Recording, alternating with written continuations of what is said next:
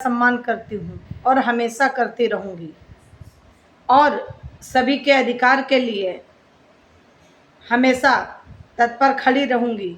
जहाँ अन्याय होगा, अन्याय के खिलाफ आवाज़ मैं सर्वप्रथम उठाऊँगी। यही मेरा कार्य है। मैं जनहित पे कार्य करती हूँ, इसलिए जनहित की बात करती हूँ। जैसा कि आप सभी जानते हैं, आजकल माहौल बहुत गर्म चल रहा है।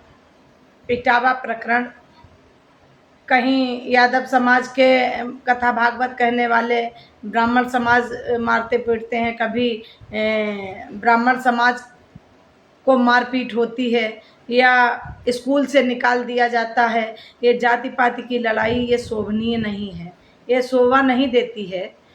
तो हमारे भैया अखिलेश यादव जी, मैं आपको विशेष कर ये संदेश देना चाहती हूँ और इस पे आप मनन कीजिएगा मेरी बातों पर, और अगर कोशिश हो तो सुधार करने की कृपा करें।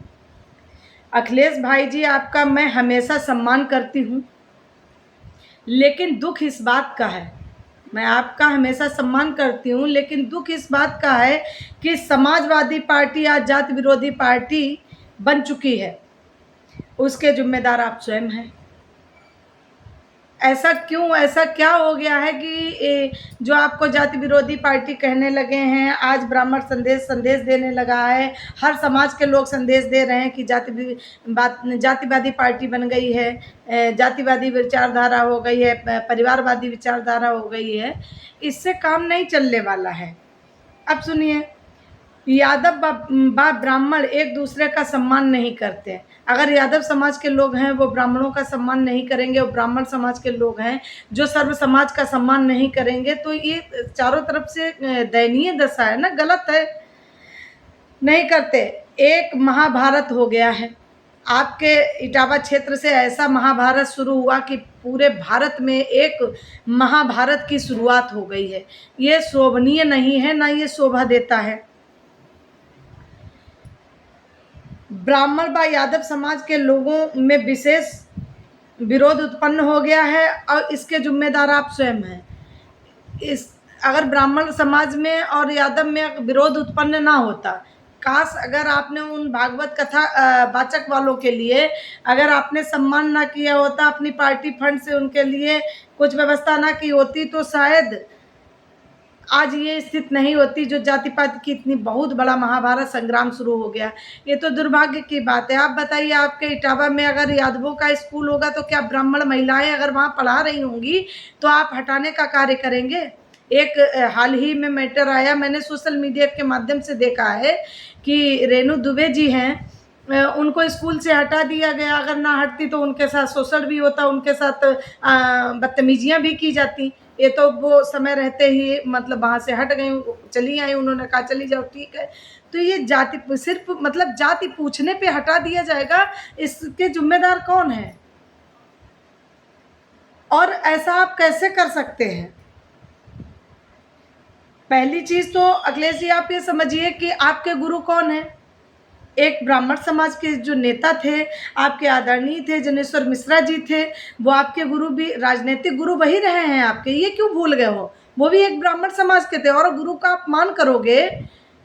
अरे आप एकलव्य को समझिए, एकलव्य ने क्या किया था अपने गुरु के लिए?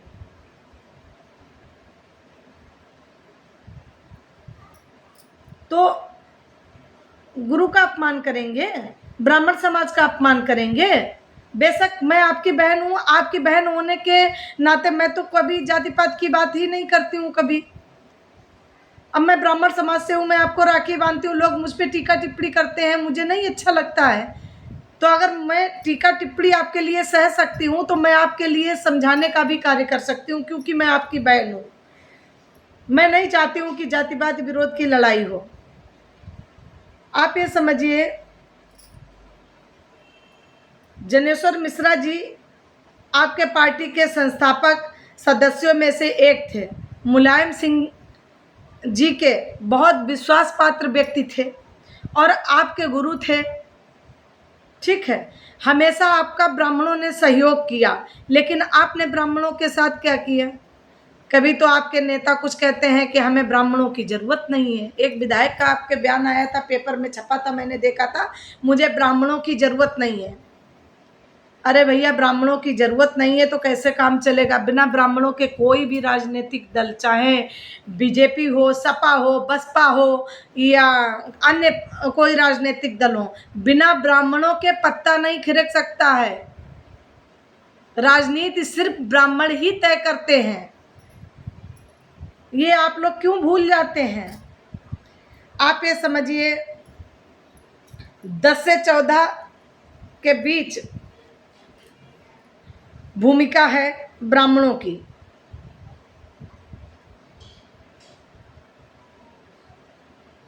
तो ऐसा नहीं है कि ब्राह्मण कुछ कर नहीं सकता है, लेकिन आप 9 से 11% में हैं।